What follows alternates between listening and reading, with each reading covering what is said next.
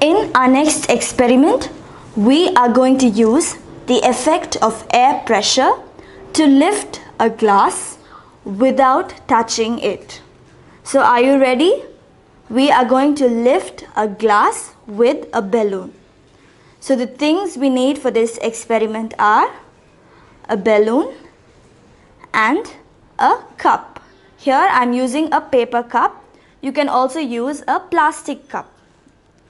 So we just need a balloon and a paper cup or a plastic cup. So shall we begin? We are going to inflate the balloon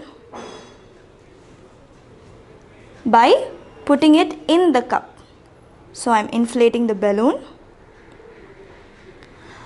We blow the balloon till it sticks to the walls of the paper cup. So now we have lifted the glass with the balloon.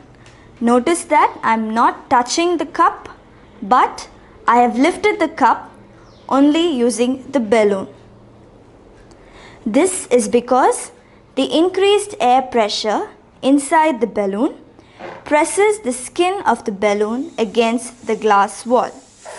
This causes a frictional force which is greater than the gravitational force acting on the glass. As such, the glass does not slip off the balloon when you lift it. So shall we do it once again? I am placing the balloon inside the cup and inflating it till it touches the walls of the cup, and now I can lift the cup without actually touching it.